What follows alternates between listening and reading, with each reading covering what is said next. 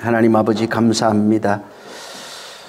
부족한 자를 또 세워주셨사오니 마음의 생각과 뜻과 모든 것 주장해 주셔서 주로 말미암아 사라져가는 그러한 말씀들이 우리의 신비에 새겨져서 그 말씀이 나를 만들어가고 또 창조하며 이끌어가는 이러한 역사에 있도록 역사하여 주시옵소서.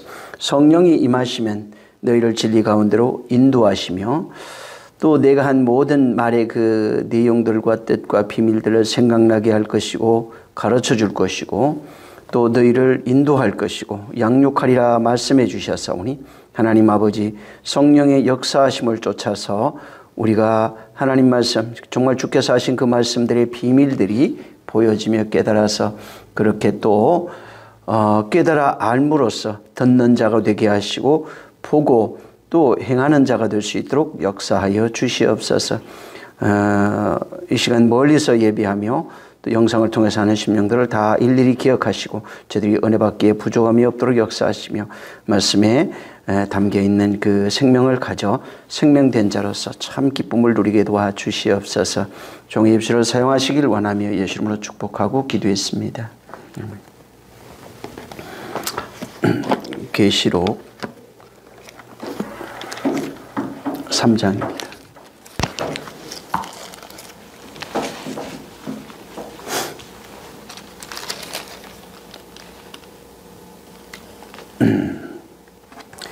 어, 3장의 14절부터 읽습니다.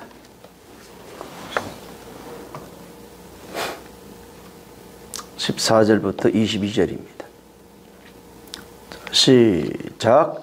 라오디게아 교회의 사자에게 편지하기를 아멘이시오 충성되고 참된 증인이시오 하나님의 창조의 근본이시가 가라사대 내가 내 행위를 아노니 내가 차지도 아니하고 더없지도 아니하도다 내가 차든지 더없든지 하기를 원하노라 내가 이같이 미지근하여 더없지도 아니하고 차지도 아니하니 내 입에서 너를 토하여 내치리라 내가 말하기를 나는 부자라 부요하여 부족한 것이 없다 하나 내 공고한 것과 가련한 것과 가난한 것과 눈먼 것과 벌거벗은 것을 알지 못하도다 내가 너를 권하노니 내게서 불로 연단한 금을 사서 부요하게 하고 흰 옷을 사서 입어 벌거벗은 수치를 보이지 않게 하고 안약을 사서 눈에 발라 보게 하라 물은 내가 사랑하는 자를 책망하여 징계하노니 그러므로 내가 열심을 내라 회개하라 볼지어다 내가 문 밖에 서서 두드리노니 누구든지 내 음성을 듣고 문을 열면 내가 그에게로 들어가 그로 더불어 먹고 그는 나로 더불어 먹으리라 이기는 그에게는 내가 내 보좌에 함께 앉게 하여 주기를 내가 이기고 아버지 보좌에 함께 앉은 것과 같이 하리라 귀 있는 자는 성령이 교회들에게 하시는 말씀을 들을지어다. 아멘.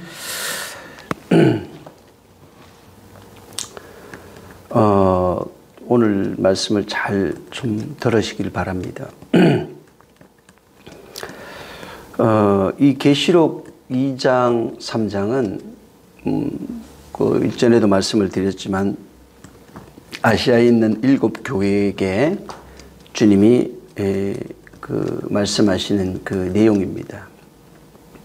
근데 그 이제 실제 그 역사 속에 있는 그 소아시아의 7교회는 실존했던 교회가 맞습니다. 근데 여기 지금 2장과 3장의 소아시아에 있는 7교회에게 주님이 주시는 그 메시지 내용은 이것은 비단 7교회, 그 당시에 존재했던 2000년 전에 존재했던 7교회에게만 해당되는 내용이 아닙니다. 다시 말하면은 하나님 나라로 살아가고 있는 나라된 자, 천년왕국이 된 자들입니다.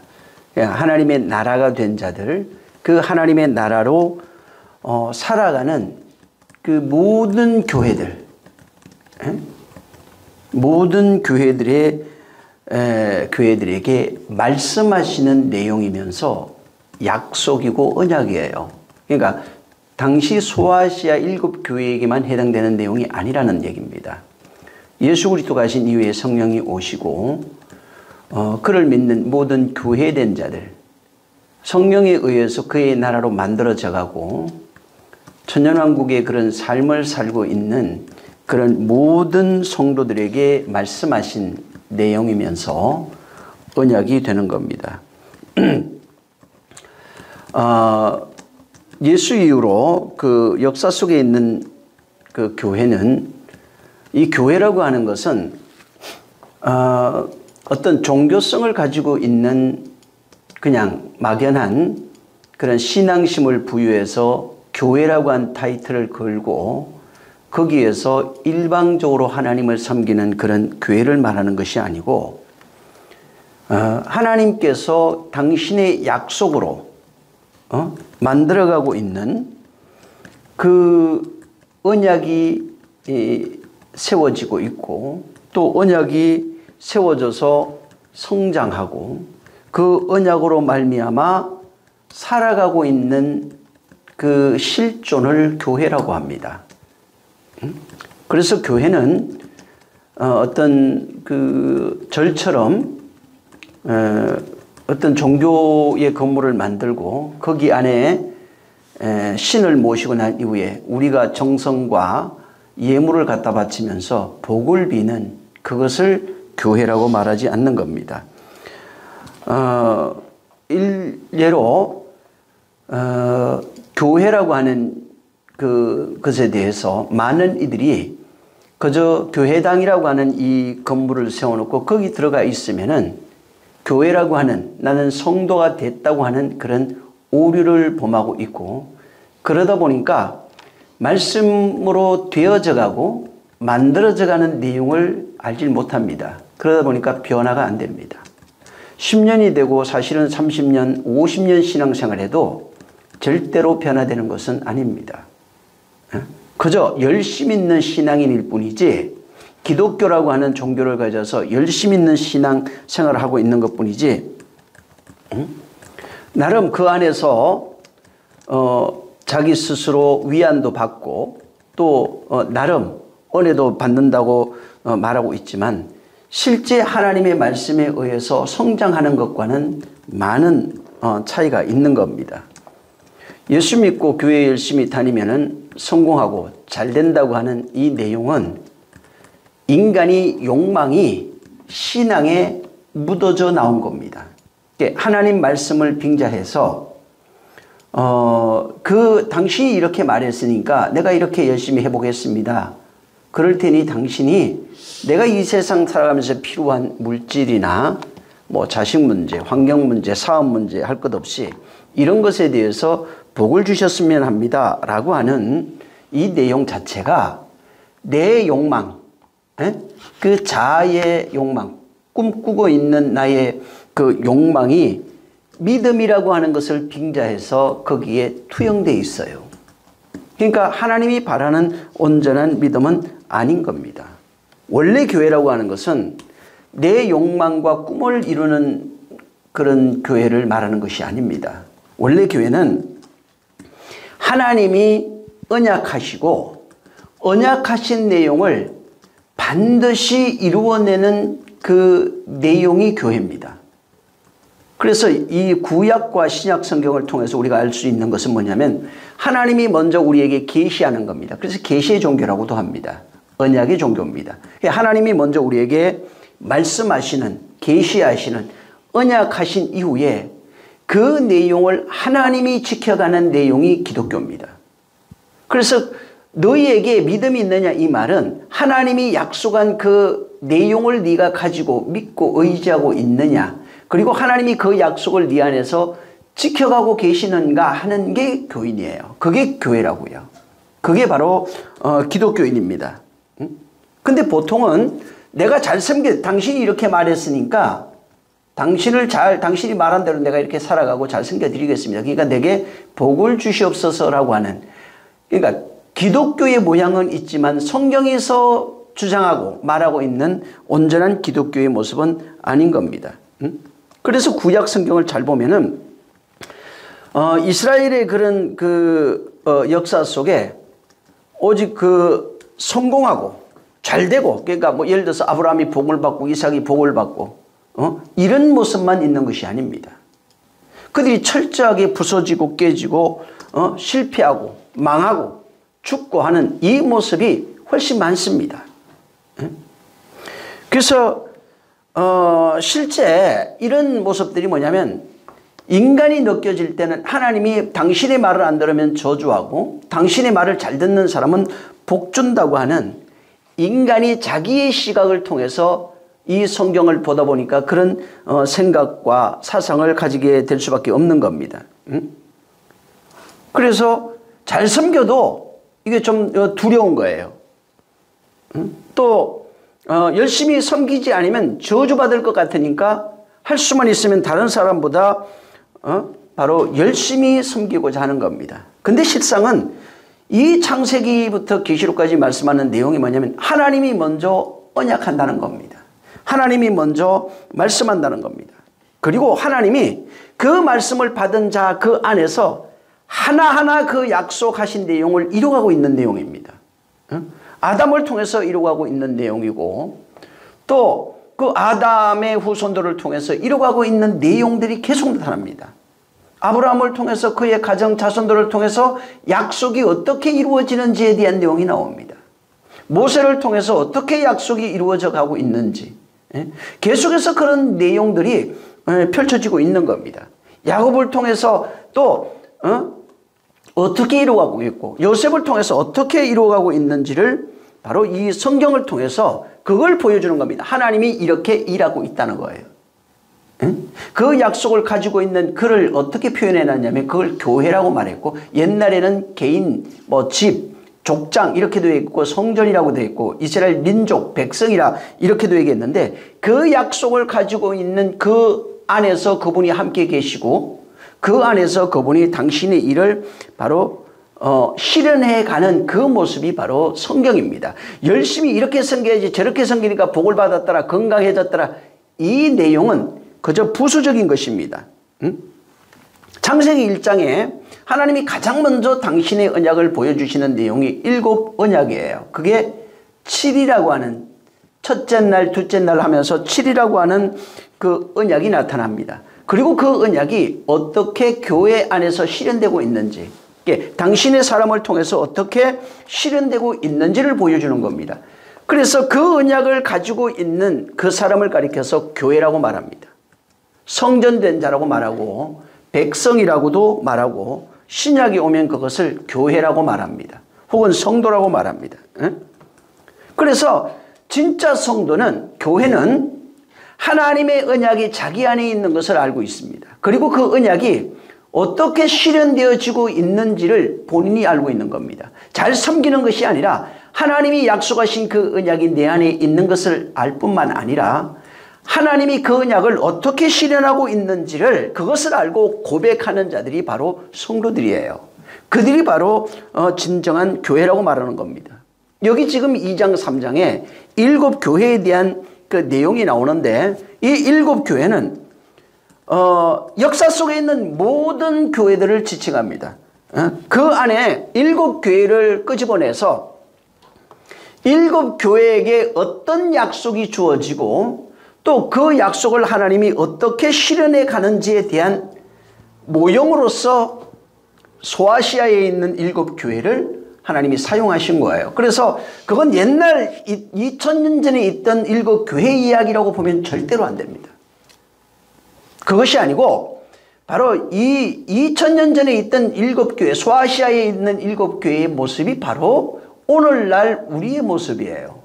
언약을 가지고 살아가고 있는 우리의 모습들, 교회의 모습을 여기에 7 교회를 들어다가 모형으로서 설명해 주고 있는 내용입니다.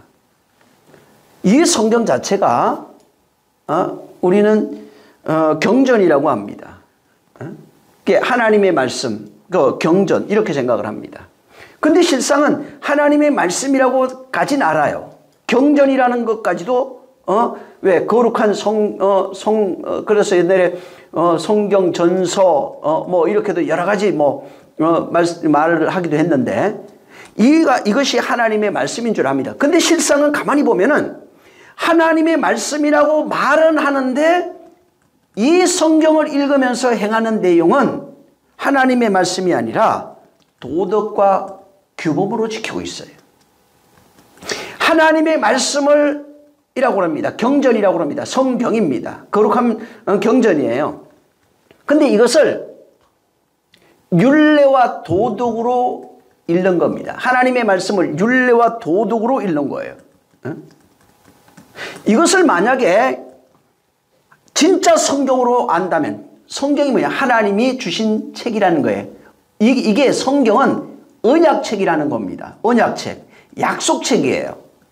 계시의 책이라고요. 그러니까 읽으면서 언약으로 만약에 이걸 바꿔서 읽는다면 율례와 도덕이 아니라 내가 섬기고 행해야 할 어떤 규칙이나 규례와 규범이 아니고 이것을 진짜 하나님이 내게 언약하시는 언약책, 약속책, 계시의 책으로 이것을 안다면 하나님이 약속하신 이 첫 창세기부터 7의 언약이 이것은 옛날 이야기가 아니라 나에게 지금 하고 있는 약속이라고 하는 것, 언약이라고 하는 것을 알게 되고 또 그것을 하나님이 어떻게 설명하고 있는지도 우리가 깨달을 수 있는 겁니다.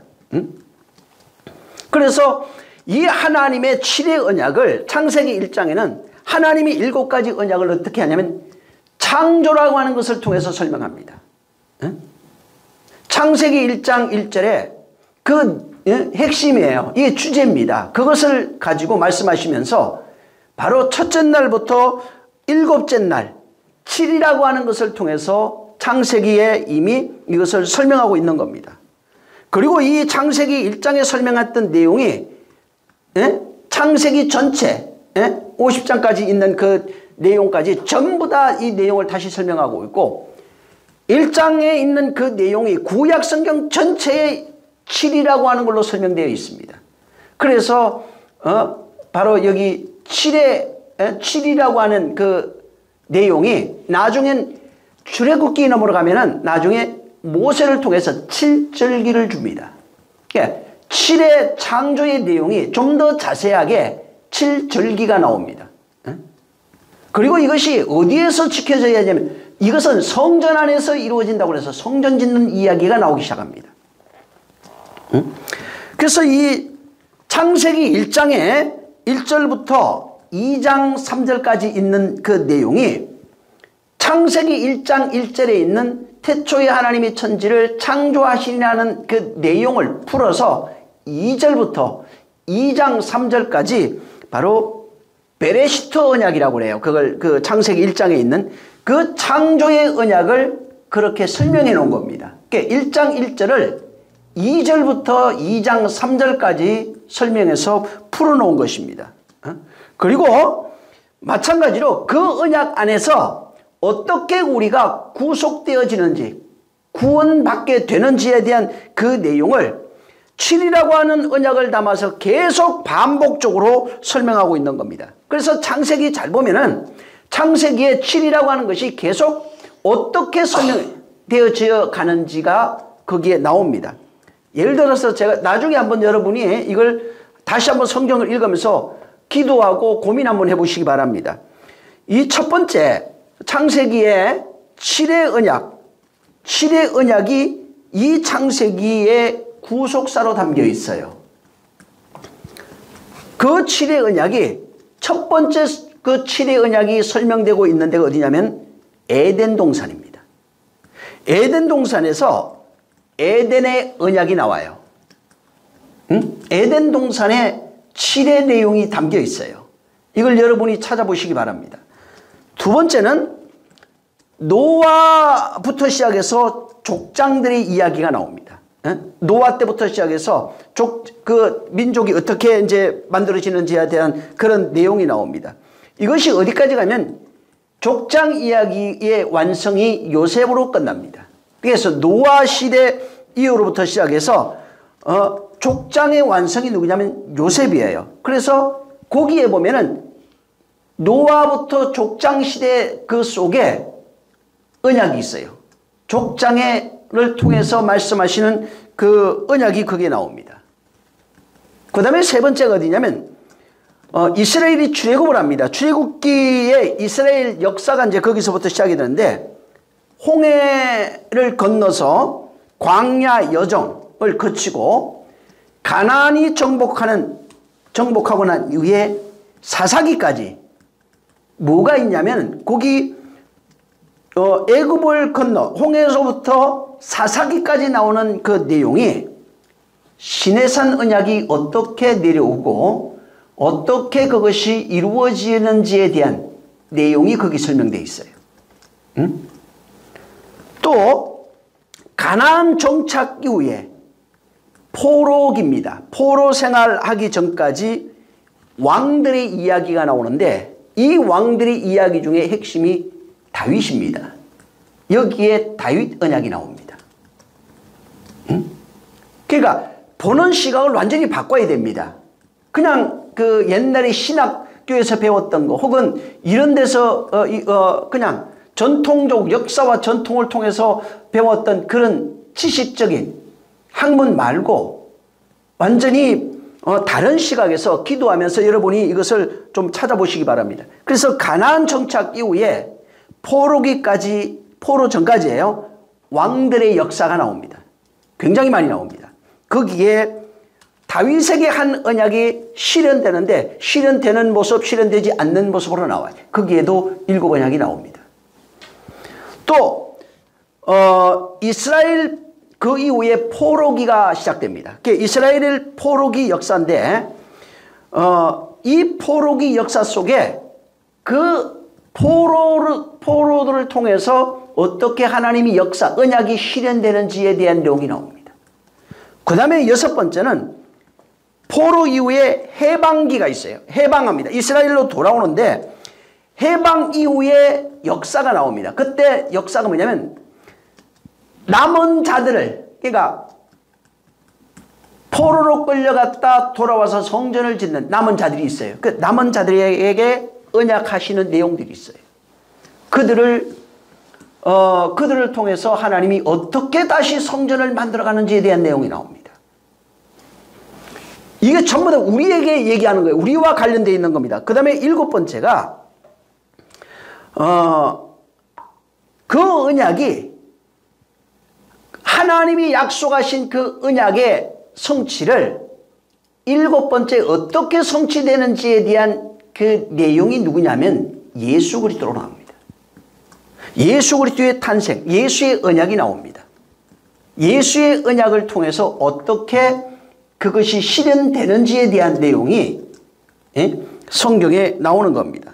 자, 이것은 여러분들이 그냥 성경을 이렇게 보면서 찾아보세요. 어떻게 여기에서 하나님이 자꾸 옛날 이야기로, 역사 속 이야기로 보지 말고 이것이 나에게 어떻게 적용되고 있는지, 내 안에서 어떻게 실현되고 있는지를 고민하고 기도하시기 바랍니다. 자, 여기 계시록 7교회가 나오는데 이 7교회는 구약에 있는 창세기부터 있는 7 언약을 언약의 내용을 이 7교회가 담고 있는 겁니다.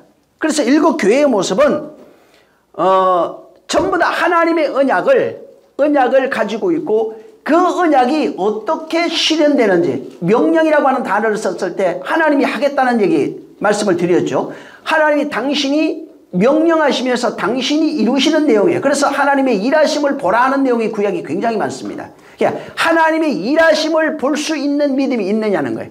그 일하심이 7교회를 통해서 나타나는 겁니다.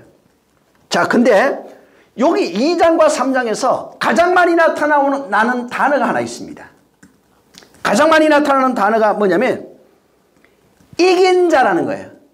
이긴 자. 이게 저 신천지에서 하도 많이 써가지고 저 이긴 자 그러면 전부 다 신천지 그러는데 아닙니다. 여기 있는 게 이긴 자가 있어요. 그들은 이긴 자가 우리라고 그러는 거예요. 그 내용이 아니라 여기에 보면 이긴 자에게 주시는 하나님의 언약이 나와요.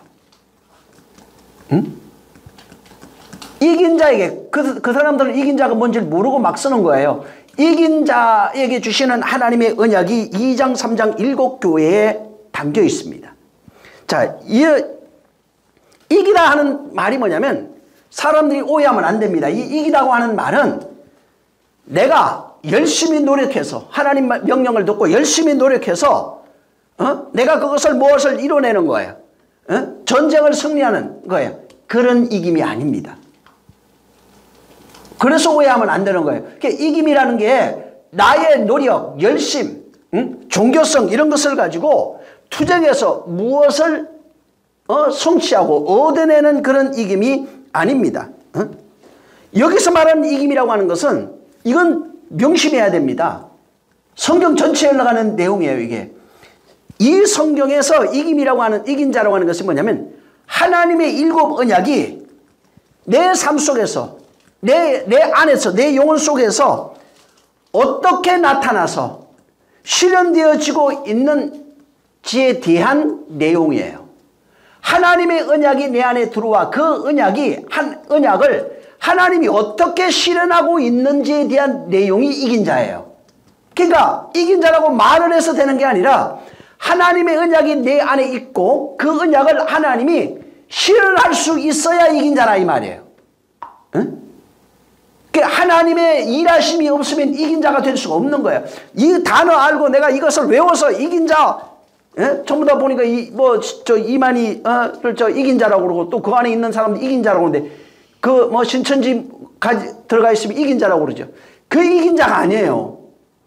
하나님의 언약이 내 안에 들어와서 하나님의 일하심으로 말미암아 그 말씀이 이겨야 돼요. 나를.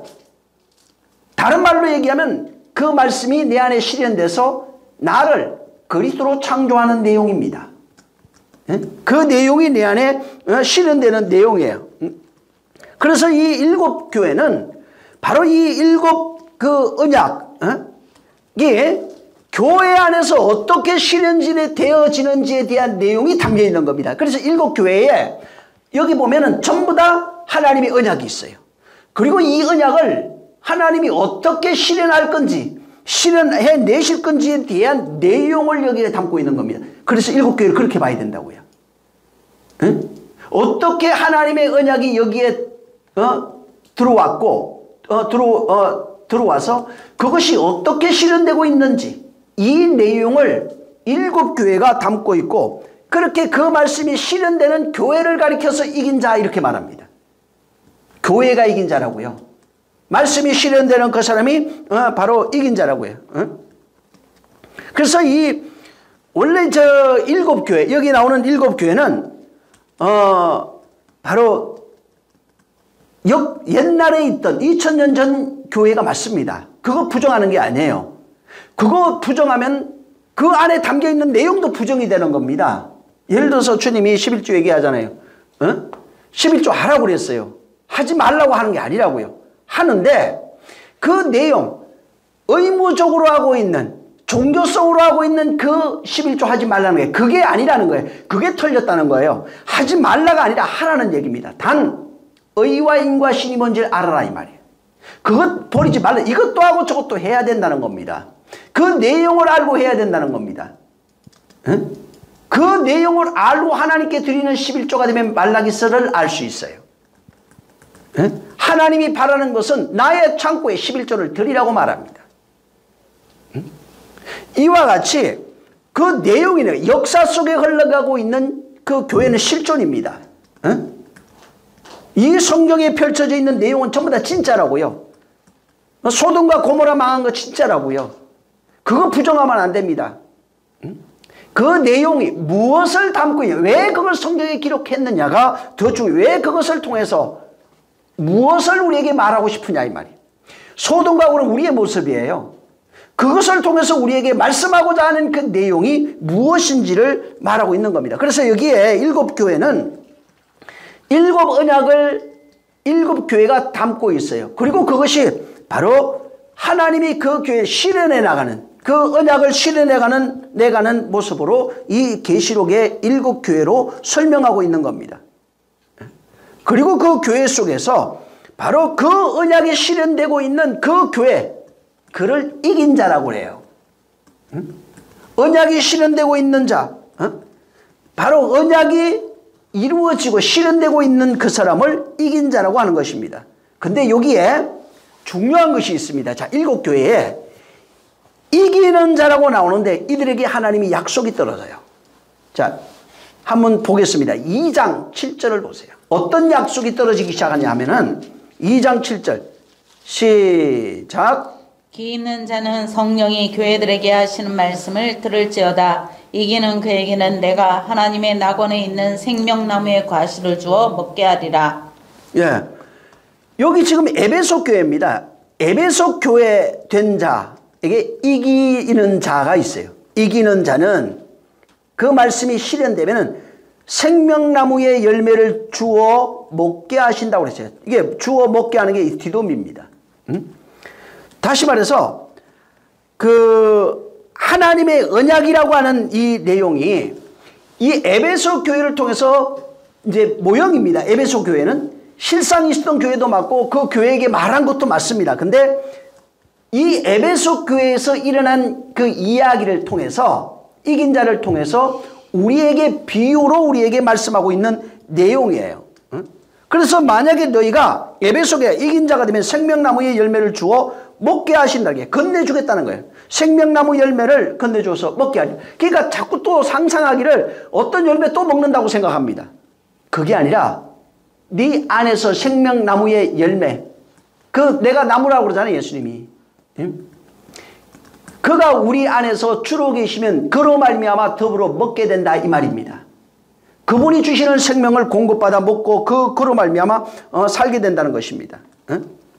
그래서 여기에도 말씀하시기를 책망할 것이 있어요. 근데 너희는 처음 사랑을 버린 거예요. 하나님이 그에게 주시는 첫 약속입니다. 처음 그 약속. 이 첫 사랑이 뭐냐면 내가 처음 신앙생활할 때 믿었던 그런 바로 첫 약속입니다. 처음 그런 고백입니다. 그러는데 그 첫사랑이 아니에요. 물론 넓은 의미에서는 그것도 뭐 틀렸다고 말하긴 뭐 그렇지만은 근데 여기서 말하고 있는 이 첫사랑이라고 하는 것은 우리가 생각한 내가 처음 예수 믿을 때 가지고 있던 믿음을 말하고 상징하는 것이 아니라 아담과 맺은 첫 언약이에요. 창세기 1장 1절이에요. 첫사랑이라고 하는 것은 아담과 맺은 그 첫 언약이라고요. 인간과 맺은 첫 언약이에요. 그래서 너희가 첫사랑을 버렸어요. 첫사랑을 회개하여 돌이켜서 첫사랑으로 돌아가면은 하나님이 그 약속을 지켜주겠다는 겁니다. 그래서 그 약속, 너희가 첫사랑을 회복해서 하나님의 약속이 너희 안에 실현되면 생명나무의 열매를 내가 줘서 먹게 할 거다. 이 얘기를 하고 있는 겁니다. 처음 내가 예수 믿을 때 말하는 게 아니라 성경에서 말하는 첫 언약이에요. 그걸 첫사랑이라고 그래요. 아담에게 하신 첫 언약이에요. 그걸 첫사랑이라고 말합니다. 이것도 10절을 한번 보세요. 10절 2장 시작. 내가 장차 받을 고난을 두려워 말라. 볼지어다 마귀가 장차 너희 가운데서 몇 사람을 옥에 던져 시험을 받게 하리니 너희가 10일 동안 환난을 받으리라. 내가 죽도록 충성하라. 그리하면 내가 생명의 11절 면류관을 내게 주리라. 귀 있는 자는 성령이 교회들에게 하시는 말씀을 들을지어다. 이기는 자는 둘째 사망의 해를 받지 아니하리라. 10일 동안 환난 받는다. 죽도록 충성해라. 그것이 완성될 때까지. 자, 이제 이기는 자는 여기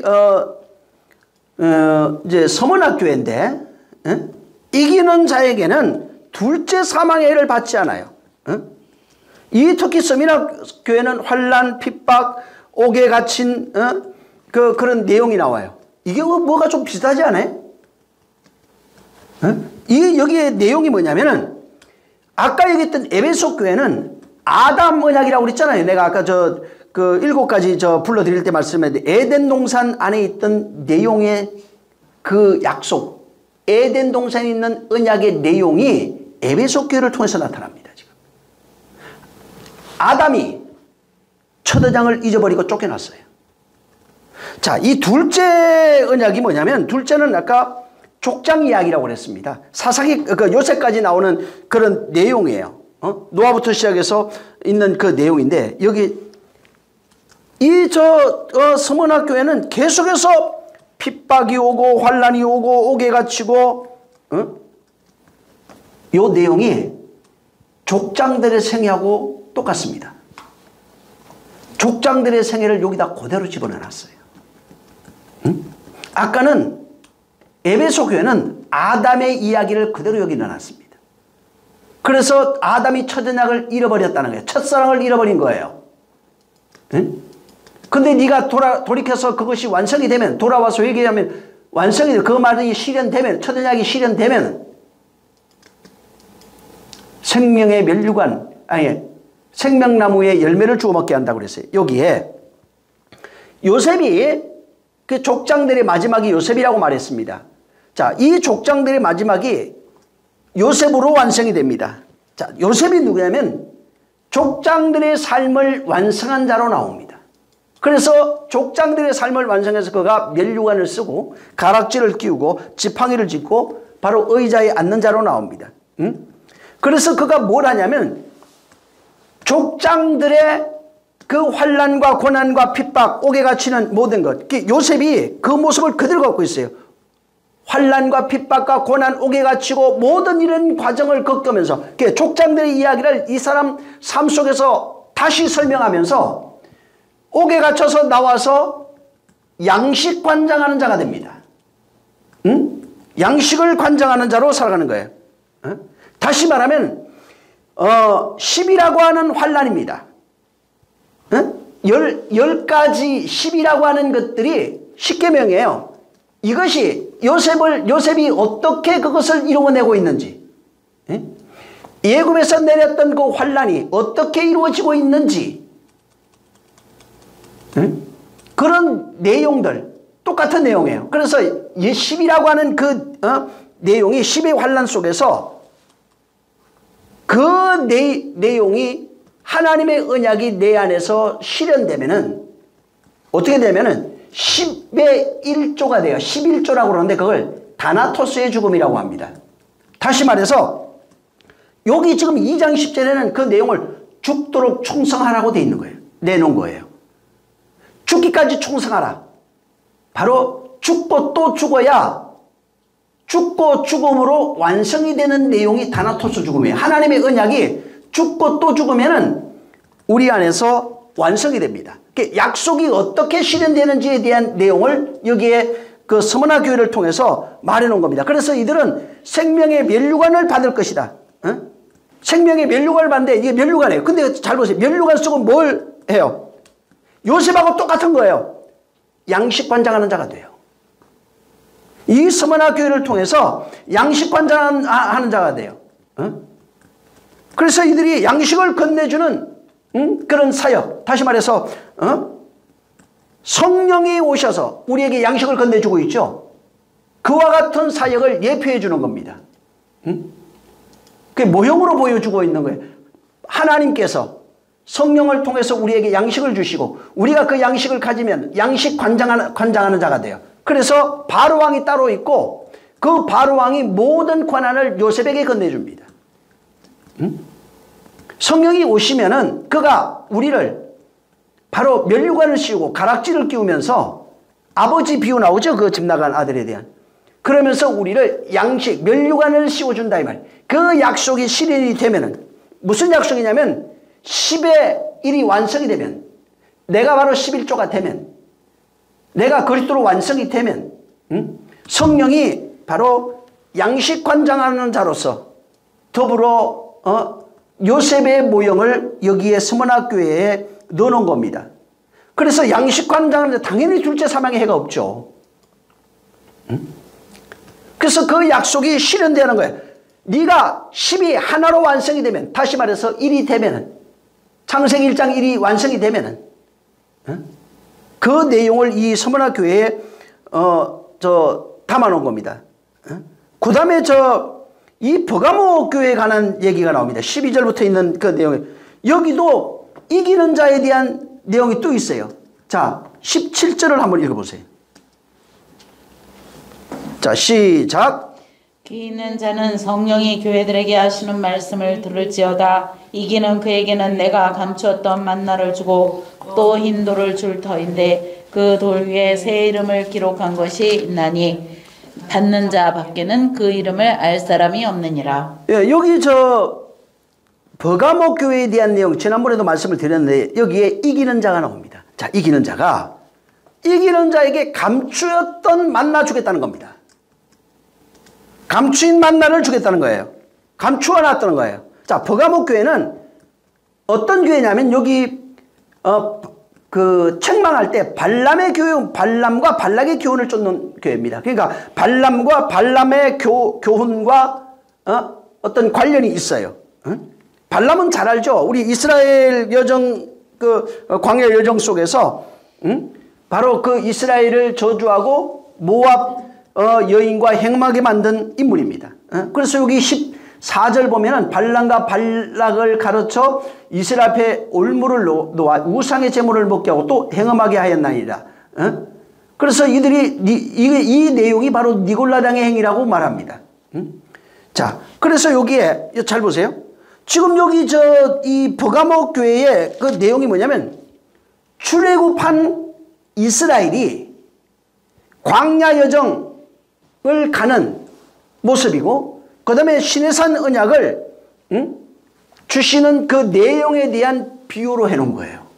이 버가모 교회는 발람과 발락의 교훈을 쫓는 자들에게 하늘로서 내려오는 시내산 언약이 대신 내려옵니다. 그래서 바로 여기에 광야 여정을 걸어가고 있는 성도들의 모습이에요. 발람과 발락의 교훈을 쫓아서 세상을 살아가고 있는 성도들의 그런 모습이에요. 그들에게 하나님의 언약, 시내산 언약이 하늘로서 내려온 그 언약이 그들에게 바로 나타나는 겁니다. 그래서 그들이 이기는 자에게는 발람과 발락을 교훈을 쫓아서 그걸 먹고 행음하는 자가 이기는 자에게는 감춰져 있는 하늘에서 감춰져 있는 만나를 내려준다는 겁니다. 시내산 언약 속에 감춰져 있는 율법 속에 감춰져 있는 만나를 주겠다는 거예요. 하늘의 만나예요. 그래서 만나가 출애굽에 가면은 예수님도 그런 얘기하죠. 바울도 얘기하는데 하나님이 주셨다고 말합니다.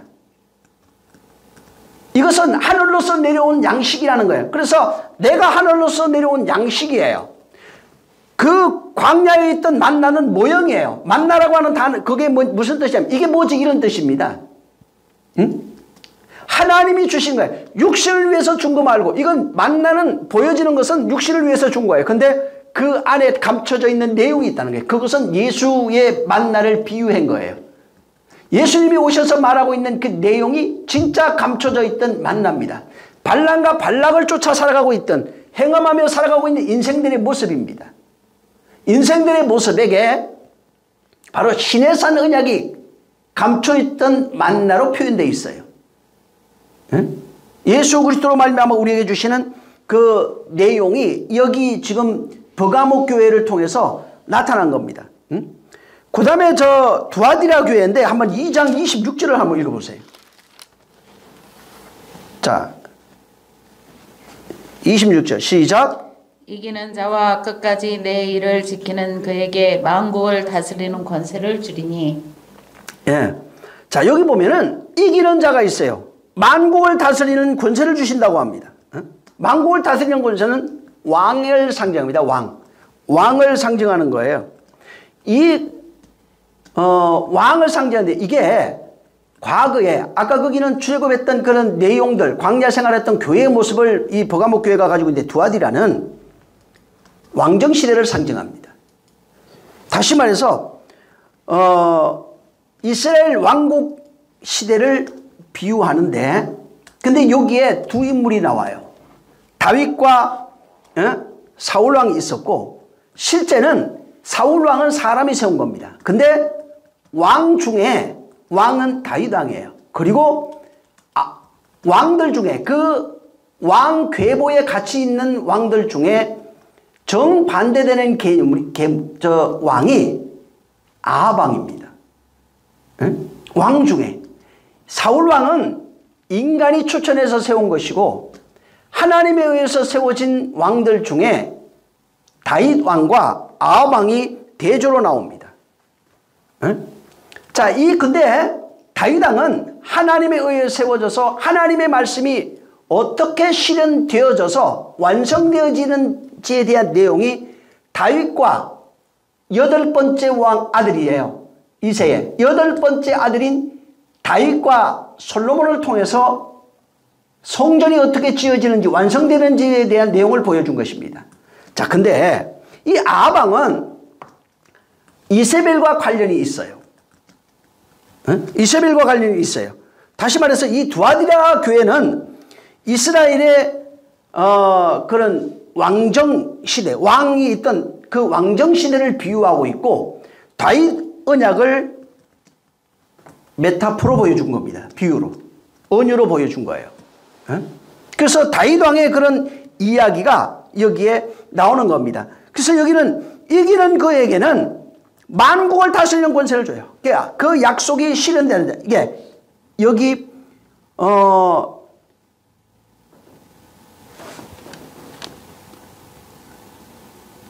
몇 절이지? 26절. 자, 26절. 3장을 펴놓으니까 안 보여. 자, 26절을 보면은, 자, 다시 한번 시작. 이기는 자와 끝까지 내 일을 지키는 그에게 만국을 다스리는 권세를 주리니. 예. 이기는 자는 만국을 다스리는 다윗 왕의 권세 모형으로 준 겁니다. 왕의 권세를 모형으로 여기에 말하고 있는 거예요. 그래서 여기에 20절부터 이세벨에게 행함하고 있는 것, 그런 내용들을 말하고 있고 21절에 여기서 돌이키라고 말합니다. 돌이켜서 그 언약이 실현되면은, 두아디라에 약속하신 그 내용들이 실현되면은 만국을 다스리는 권세를 그에게 주실 것이라는 겁니다. 그래서 여기 한번 나중에 18절부터 시간이 없기 때문에 이거 전부 다 하나씩 보면서 얘기를 하면 좋은데, 어찌됐든 나중에 한번 쭉 읽어보시기 바랍니다. 그래서 여기 19절에 칭찬도 해요. 내 사업과 사랑과 믿음과 섬김과 인내를 안다고 합니다. 내 나중 행위가 처음보다 많은 것을 압니다. 근데 이세벨과 행함하고 있는 그들의 내용을 말하고 있고 23절에 가면 내가 사망으로 그들의 자녀를 죽이는 모든 교회가 나의 사람의 뜻과 마음을 살피는 자인 줄 알리라. 내가 너희 각 사람의 행위대로 갚아줄 것이다. 그래서 두아디라에 남아있는 자들이 두아디라에 남아있는 이 교훈을 받지 아니하고 소위 사단의 깊은 것을 알지 못하는 너에게 말하노니 다른 짐으로 너에게 지울 것이 없노라. 다만 너에게 있을 것을 내가 올 때까지 내가 올 때까지 굳게 잡아라. 있는 것을 굳게 잡아라서 이기는 자, 끝까지 그 약속을 지켜 이기는 자에게는 왕의 권세를 주겠다는 겁니다. 자, 그 다음에 이제 4대 교회인데 한번 3장 2절을 한번 보세요. 2절하고 5절을 한번 읽어보세요. 자, 시작. 너는 일깨워 그 남은 바 죽게 된 것을 굳게 하라. 내 하나님 앞에 내 행위의 온전한 것을 찾지 못하였노니 그러므로 내가 어떻게 받았으며 어떻게 들었는지 생각하고 지켜 회개하라. 만일 일깨지 아니하면 내가 도적같이 이르리니 어느 시에 내게 임할는지 내가 알지 못하리라. 건너뛰어서 5절을 읽습니다. 이기는 자는 이와 같이 흰옷을 입을 것이요 내가 그 이름을 생명책에서 반드시 흐리지 아니하고 그 이름을 내 아버지 앞과 그 천사들 앞에서 시인하리라. 2절에 너는 일깨어 남은 바 죽게 된 것을 굳게 하라고 합니다. 자, 근데 여기 이기는 자가 뭐냐? 흰옷을 입는다고 나옵니다. 남은 자에 대한 어떤 내용을 여기만 담고 있어요. 아까 남은 자에 대한 내용 얘기했죠. 포로 이후에 돌아와서 남은 자들이 어떻게 성전을 완성하는지에 대한 내용들이 거기에 기록이 되어 있는데, 이 지금 4대 교회가 남은 자의 사상이 여기에 담겨 있어요. 이 남은 자는 이스라엘 포로 시대를 상징해요. 포로로 잡혀갔던 자들이 어떻게 돌아오는지. 그래서 여기는 그 남은 바 죽게 된 것을 통해서 뭐냐면 남은 자들이 죽었다가 다시 돌아옵니다. 포로로 갔다가 다시 완전히 거기서 돌아오는 겁니다. 돌아와서 어떻게 그들에게 다시 약속이 되고 성전을 짓는지에 대한 내용이 거기에 기록이 되어 있는 겁니다. 그래서 여기 이게 뭐냐면 이 남은 자를 통해서 당신의 계약이 약속이 갱신돼요. 바뀌어요. 응? 포로에서 돌아온 자들을 통해서 다시 성전 짓는 얘기가 다시 나옵니다. 당신의 어떤 그 언약이 바뀌기 시작합니다. 응? 그들을 통해서 하나님께서 성전 지으라고 또 말해요. 자, 그 다음에 그 3장 12절을 한번 보세요. 12절 시작. 이기는 자는 내가 하나님 성전의 기둥이 되게 하리니 그가 결코 다시 나가지 아니하리라. 내가 하나님의 이름과 하나님의 성 곧 하늘에서 내 하나님께로부터 내려오는 새 예루살렘의 이름과 나의 새 이름을 그의 위에 기록하리라. 여기 보면은 그 빌라델피아 교회는 하나님의 성전 기둥이 되겠다고 말합니다. 하늘에서 내려오는 새 예루살렘을 말하고 있어요. 이제 구약으로 가는 거예요. 이건 지금 현실은 우리의 내용인데 구약에는 어떻게 나오냐면 이게 포로로 갔다가 다시 돌아온 자들이 성전을 재건하는 이스라엘이 회복되는 그 모습을 담아놓은 거예요. 여기에 담아놓고 이 내용을 우리로 설명하고 있는 겁니다. 구약으로 가면은 포로 생활 이후에 성전을 짓는 이야기로 다시 되어 있고 이 계시록에는 그것을 비유로 해서 모형으로 해서 바로 교회에 이렇게 다시 내가 성전을 지을 거야 라고 하는 내용을 말하고 있는 것이고 그 실상은 성령이 우리 안에 들어오셔서 성전 짓는 이야기가 바로 이 내용이에요. 그래서 보면은 하나님이 예레미야나 에스겔을 통해서 다시 새 언약을 주십니다. 예레미야나 에스겔서의 그 내용이 나와요. 그래서 에스겔이 환상을 보는데 환상을 통해서 언약이 내려옵니다. 성전이 어떻게 회복되어지는지를 보여주고 있어요.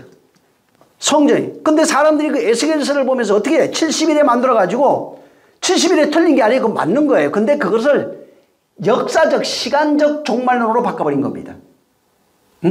에스겔은 70일이라고 하는 그 내용을 통해서 그것이 우리 안에서 회복되는 하나님의 성전이 회복되는 내용을 기록해 놓은 겁니다.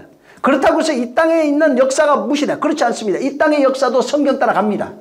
근데 그건 모형이라 이 말이 그런 것들이 좀 그럴지라도 모형이에요. 그거는.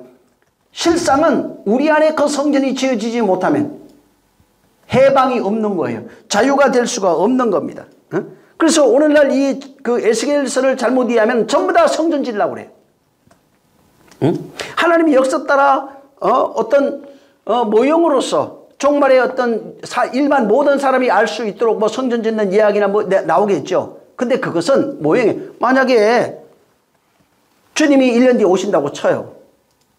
그 알았다고 치자고요. 근데 성전이 안 돼 있으면 오셔도 여러분 못 데려갑니다.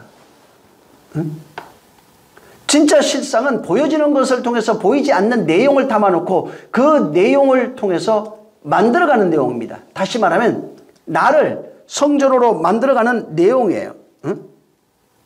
그래서 여기 지금 빌라델피아 이 교회는 여기에 새 언약이 어떻게 성전으로 세워지는지 어떻게 그 기둥이 되어져서 하나님의 말씀이 그 안에 세워지는지에 대한 언약이에요. 내 안에 하나님의 말씀에 성전의 기둥이 세워져서 그 성전으로 완성되어지고 있는 그 모습을 말하고 있는 겁니다.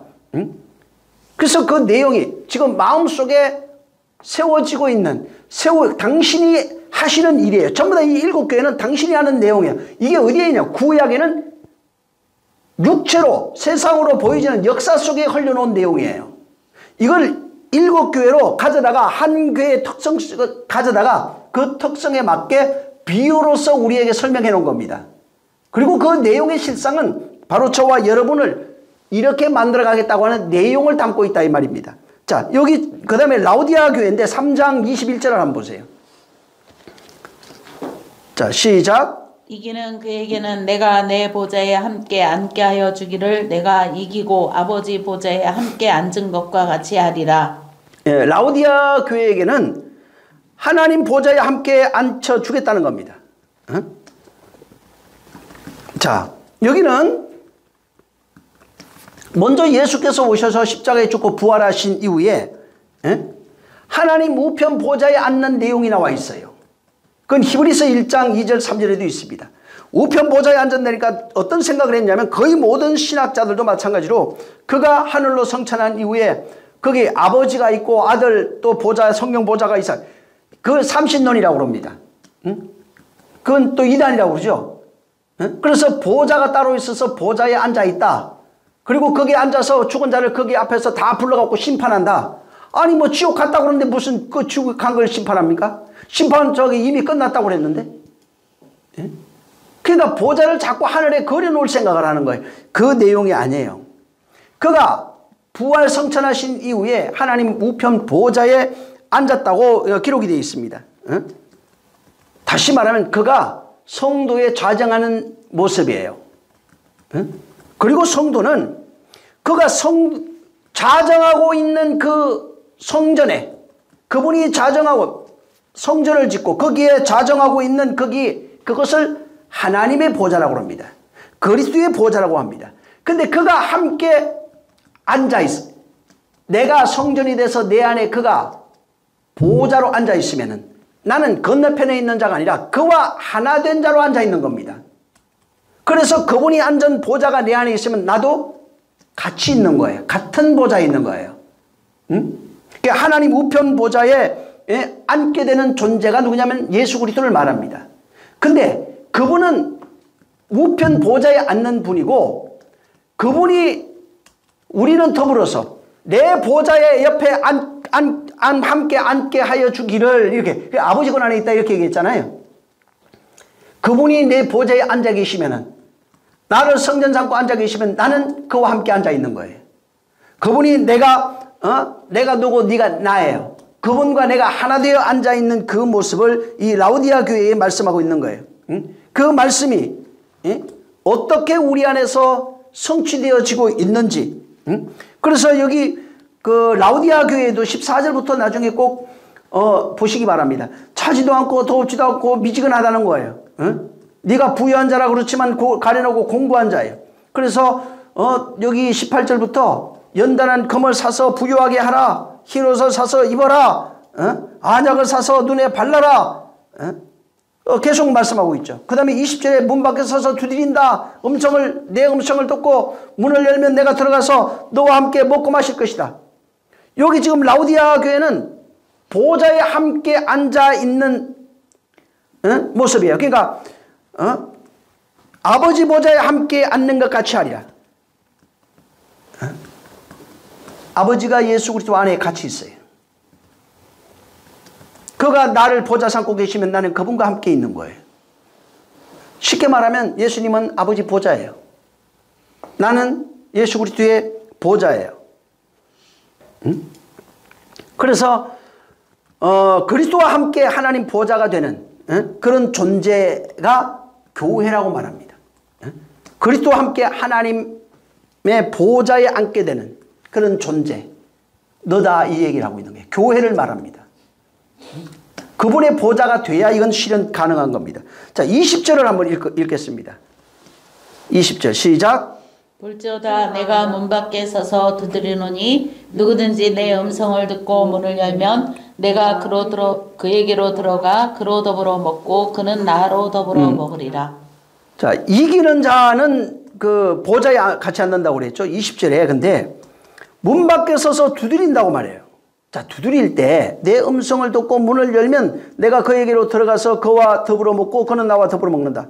자, 내 음성을 듣고 문을 열면 이제 그러니까 이제 일반 되게 우리가 이해하고 있는 게 뭐냐면 예수님이 지금 예수 안 믿는 사람들한테 가서 문 두드려 가지고 너 예수 믿어라 빨리. 그리고 문 열면 내가 너 함께 들어가서 너 구원시켜주고 너는 나와 같이 먹을 수 있다. 이 얘기를 이 얘기로 그냥 보통 그렇게 이해하고 있습니다. 자, 예수님이 마태복음에 보면은 이스라엘에 오십니다. 이스라엘 역사 안으로 오셨어요. 그가 이 이스라엘에 오셔서 이스라엘 많은 사람들에게 문을 두드립니다. 문을 두드려요. 자, 문 두드리는 그 내용이 뭐냐면은 물론 복음 전한 것도 뭐 아니라고 말할 수는 없을 거예요. 근데 진짜 문을 그들 앞에서 문을 두드리는 사건이 뭐냐면 십자가에 죽는 거예요. 문 두드리는 사건이 그거예요. 모든 사람들의 문을 두드리는 게 그거예요. 무슨 얘기냐면 십자가에서 죽으심으로 두드리고 있는 겁니다. 자, 십자가에 죽기 전까지는 두드릴 수가 없어요. 이건 몸 밖에 있는 얘기예요. 몸 밖에서 소리만 들려요. 근데 그분이 죽어야 문 두드려서 우리 안에 들어올 수 있어요. 안 죽으면은 우리 안에 들어오실 수가 없어요. 그래서 제자들에게 3년 반 공생하면서 가르쳐 줬지만 말씀 전했지만 그들 속에는 성령이 아직 오신 적이 없다고 말하는 겁니다. 그러니까 문 두드릴 수가 있는 게 아니에요. 그들은 그냥 소리를 말해준 거예요. 응? 아마로 했지만 그들이 아직 그 내용이 내 안에 뢰마로 되어 있지 못한 겁니다. 그래서 그가 실제 문 두드릴 수 있는 문 두드리는 기점이 어디냐면 십자가에 죽으시고 부활한 이후에 성도들의 문을 두드리고 있는 겁니다. 그래서 그 십자가의 죽음을 통해서 두드리는 그 두드림의 소리를 듣고 문을 열게 되면은 그가 들어와요. 자, 문 연다는 게 뭐예요? 보통은 문 연다니까 내가 믿습니다, 받아들입니다 이렇게 생각하는데 그 내용이 아니라 그분이 두드려요. 십자가에 죽고 부활했어요. 이제 부활하신 이후에 두드립니다. 자, 문 좀 열어. 그러니까 사람들은 마음의 문을 열고 그 사람을 받아들이라. 뭐 그것도 틀린 건 아니지만은 두드리는 내용이 뭐냐면 두드리면서 뭘 얘기를 하냐면은 너 내가 죽은 이유를 알고 있니 묻는 거예요. 그게 두드리는 얘기예요. 두드린다니까 그냥 똑똑똑 문 열어 그 얘기가 아니라 두드리면서 너 나의 죽음을 알고 있니? 응? 내 죽은 이유를 네가 알고 있니? 응? 죽은 그 내용이 뭔지 알고 있니? 자, 문이 이렇게 있어요. 두드렸어요. 내가 죽은 이유를 알고 있니? 죽은 그 내용을 네가 알고 있어. 근데 이 사람이 문을 열었어. 자, 문 열고 예수를 만났어요. 만났는데 만나도 못 들어갑니다. 문 열고 주님 그 얘기를 들었어요. 자, 너 나의 죽음의 이유를 알고 있니? 하고 물었는데 그 소리를 들었는데 듣고 문 열어서 그 얼굴 쳐다봐도 못 들어가요. 주님은. 왜 못 들어가냐 하면은 그분이 나의 죽음의 이유를 알고 있니? 라고 말씀하시는 것은 그 내용을 알고 있는 자, 깨달은 자, 무엇인지 알아야 그분이 밖에 있지 아니하고 몸 안에 들어오는 겁니다. 몸 밖에 있는 것은 그 내용을 모르는 거예요. 여전히 죄인으로 죽은 거예요. 근데 내용을 알기에 내가 그 내용을 깨달아서 내 안에 가지면 그분이 내 안에 들어와 있는 거예요.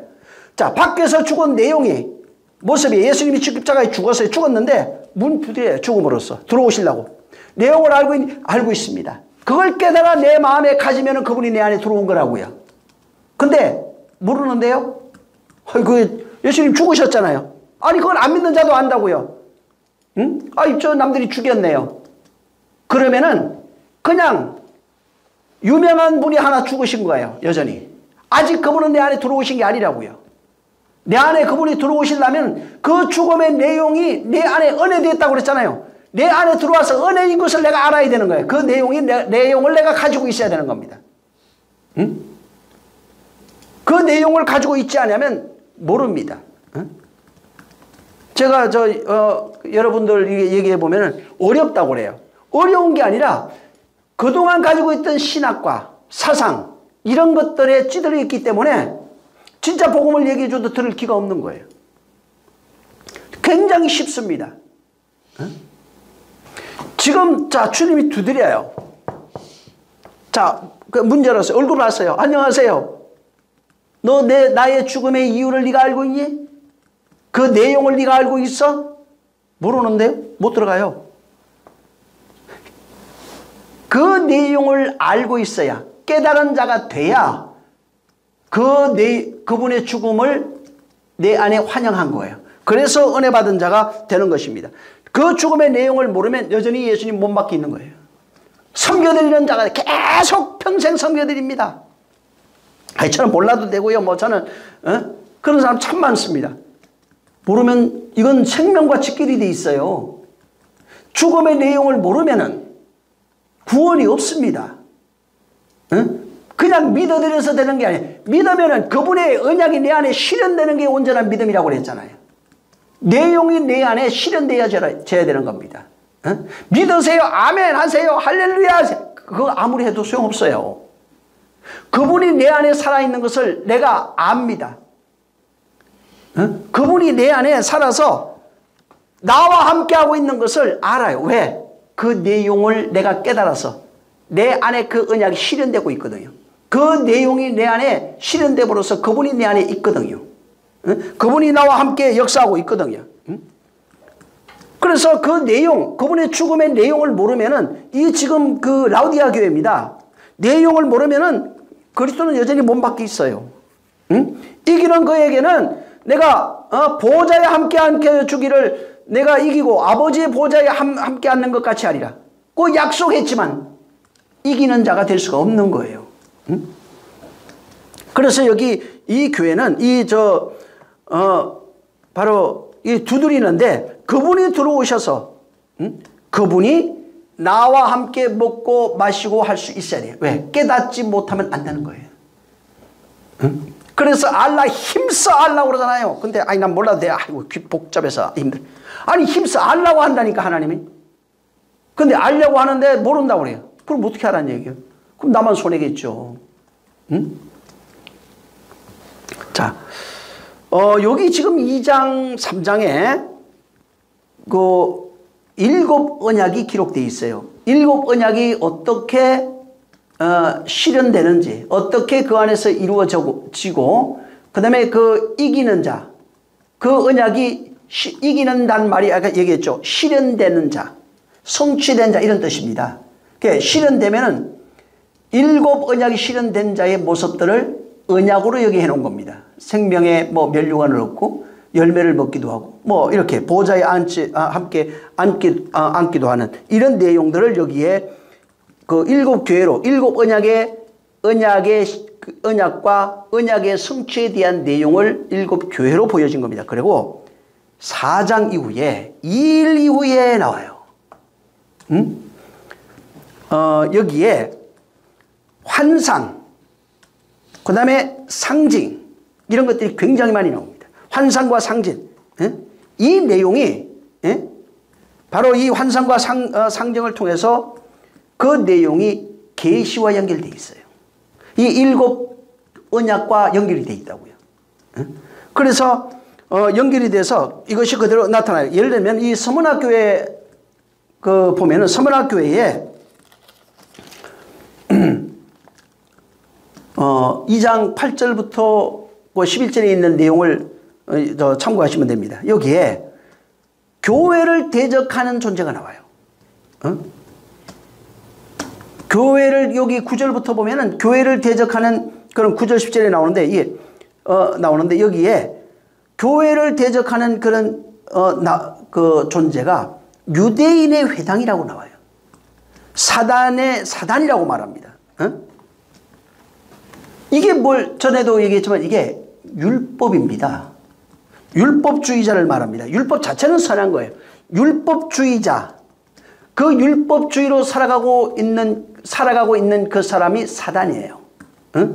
율법주의자와 사단과의 싸움의 내용, 이 지금 4장 이후로 환상과 계시, 어떤 상징을 보여주는데 여기 지금 2장 서머나 교회의 이제 사단의 유대인의 회당이에요. 사단입니다.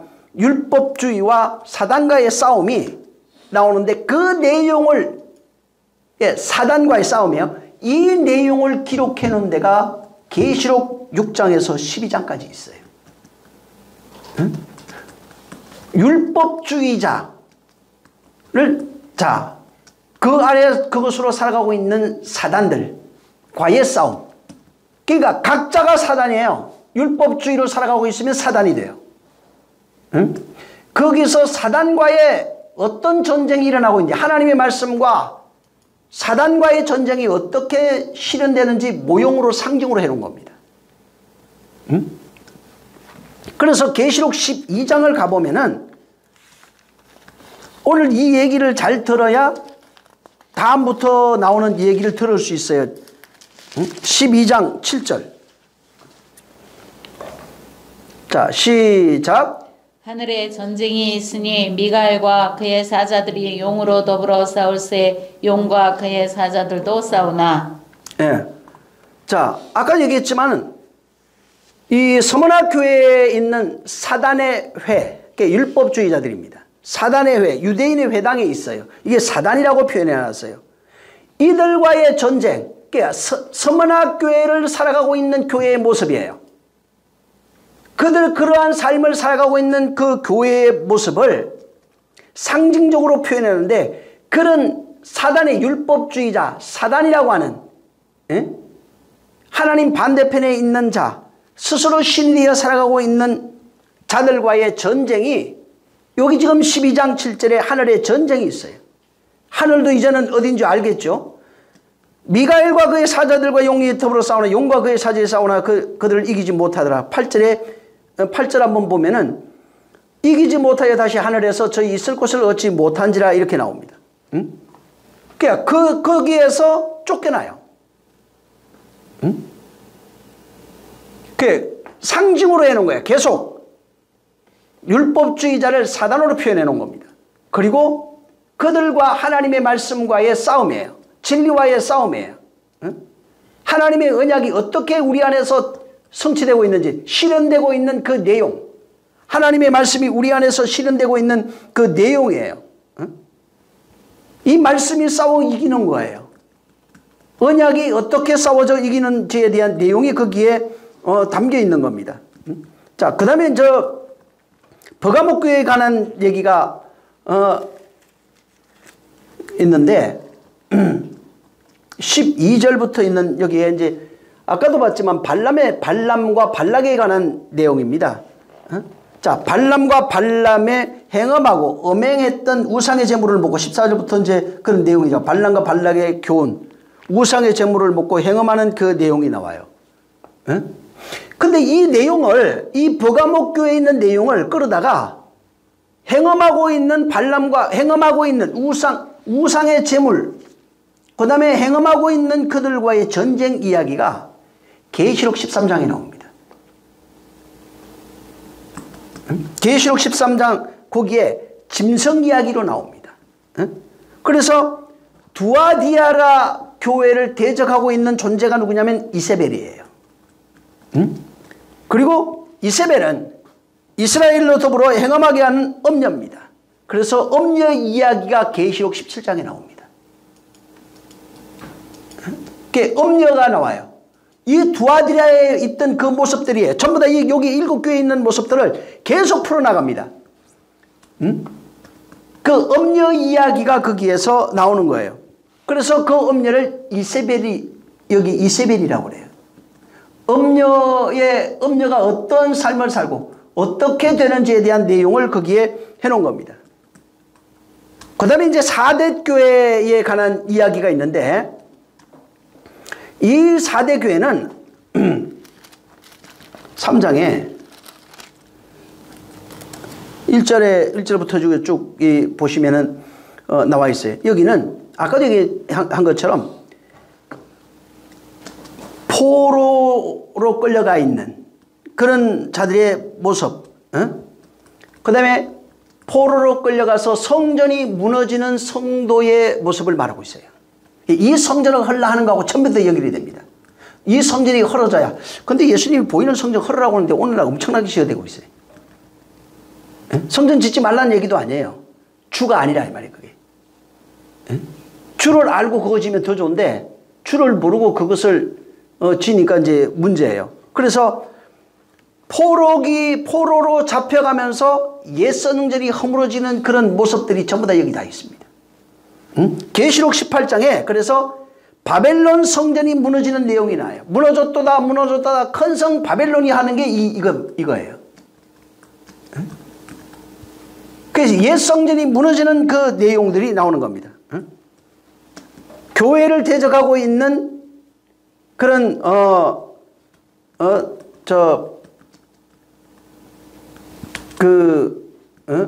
옛 성전이에요. 그러니까 바벨론이 뭐냐면 옛 성전이에요. 그냥 우리 옛 사람. 거기에 신이 되어서 스스로 성전을 짓고 신이 되어 살아가고 있는 그 모습을 말하고 있는 겁니다. 이게 이제 바벨론 그러면 자꾸 그 이방 사람들이 지어놨던 신전, 뭐 이슬람 신전 하듯이 그런 신전이 아닙니다. 옛 성전이에요. 율법으로 세워진 성전. 옛 사람의 모습이에요. 다. 그런 성전을 비유하고 있는 겁니다. 그래서 그 성전을 옛 성전 지어놓고 지금 어떻게 합니까? 예수 믿는 사람들 오늘날 교회 다니잖아요. 교회에 나와서 몸은 나와 있어요. 근데 문제가 뭐냐면은 몸은 나와서 있는데 성전이 안 바뀌어 있어요. 그 성전이 무너져야 되는데 안 바뀌어서 자기 성전을 그대로 갖고 와 있어요. 세상에 있던 성전, 애굽에 있던 성전을 그대로 가져와서 여기에서 신이 되어서 주님과 견주면서 살아갑니다. 당신이 이렇게 하면 나 이렇게 하겠습니다. 내가 신이 돼서 왕이 돼서 끊임없이 당신이 나를 복을 준다니까 주시옵소서. 그러면서 어떻게 하냐면 내가 예수 믿어드릴게요 하면서 예수님이 십자가에 죽었는데 예수님의 죽은 그 내용을 가지고 계속해서 죽으신 그분을 반복해서 희생제사를 드리고 있어요. 오늘날 성도들은 절대로 십자가에서 내려오지 못하게 합니다. 그래서 회개하라고 하면 다시 잡아다가 또 그 십자가에 못 박고 있어요. 반복되는 희생제사를 드리면서 그러면서 계속 예수님 한 번 죽었으면 됐는데 단번에 죽었다고 하는데 안 돼요. 성도들은 잡아다가 예수님 붙잡아다가 다시 안 됩니다. 나를 위해서 다시 내 회개해드리니까 올라가십시오. 그러면서 거기에 달아놓고 계속 희생제사를 드리면서 우상 숭배하고 있어요. 스스로 만족하고 있는 거예요. 거기서 행함하고 있는 거예요. 다시 말하면 율법 아래 교회로 살아가고 있는 게 바벨론이에요. 오늘날 성도들의 모습이에요. 옛 성전이 무너지고 새 성전으로 바뀌게 된 그게 아니라 여전히 율법 아래 속하여서 희생제사를 드리면서 예수를 끊임없이 반복해서 제물로 삼고 드리는 우상 숭배하는 자로 살아가고 있는 게 오늘날 교회의 현실입니다. 그래서 여기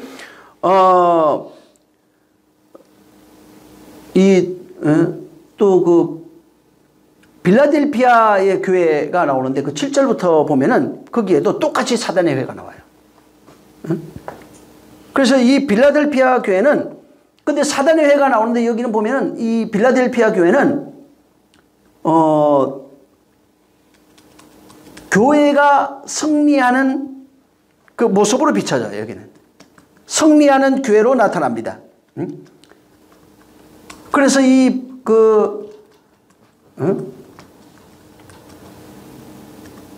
그 10절부터 시간이 다 됐는데 10절부터 나중에 한번 쭉 읽어보세요. 그래서 이겨서 멸류관을 얻는 그런 교회가 빌라델피아 교회예요. 그 싸움에서 이겼어요. 여기 사단과 싸워서 이겼어요. 그리고 11절부터 그래서 그 10절부터 해가지고 말씀을 가지고 막 이겼어요.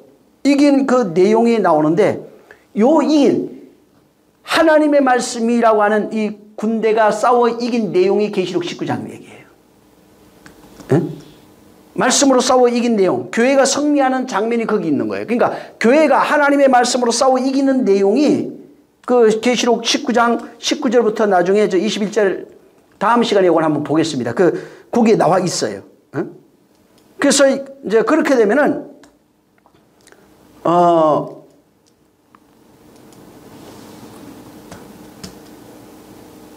여기 11절부터 12절 이렇게 보면은 멸류관을 쟁취하는 그런 내용이 나와 있고 그 계시록 19장 19절 그 이하로 쭉 가면은 말탄자와 그 군대가 더불어 전쟁을 일으켰는데 그 전쟁에서 승리하는 자가 됩니다.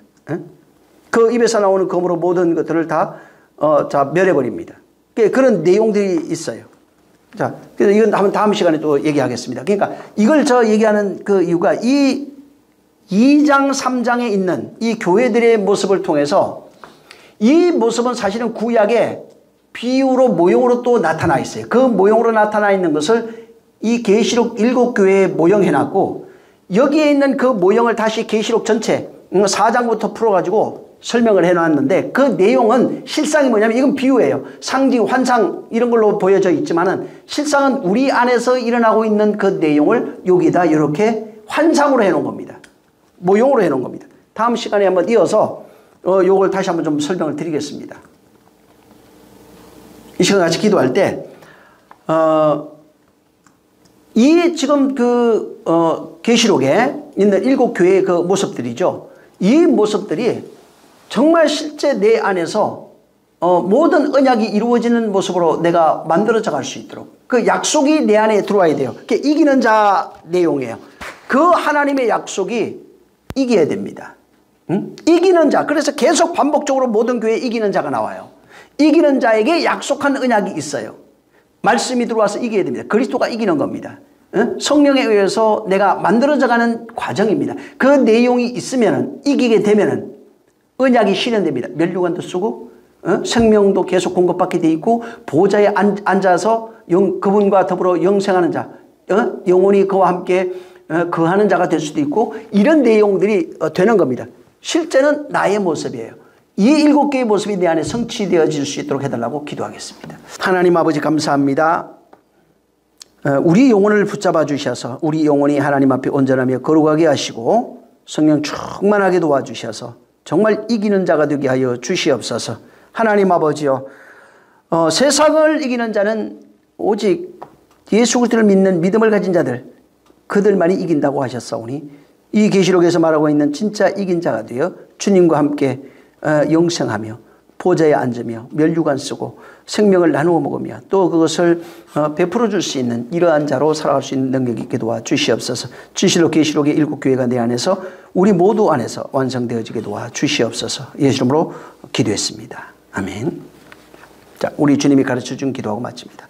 하늘에 계신 우리 아버지여, 이름이 거룩히 여김을 받으시오며 나라에 임하옵시며 뜻이 하늘에서 이룬 것 같이 땅에서도 이루어지리이다. 오늘날 우리에게 일용할 양식을 주옵시고 우리가 우리에게 죄 지은 자를 사하여 준 것 같이 우리를 시험에 들게 하지 마옵시고 다만 악에서 구하옵소서. 나라와 권세와 영광이 아버지께 영원히 있사옵나이다. 아멘. 하나님 감사합니다. 큰 은혜와 능력을 허락하여 주시옵소서.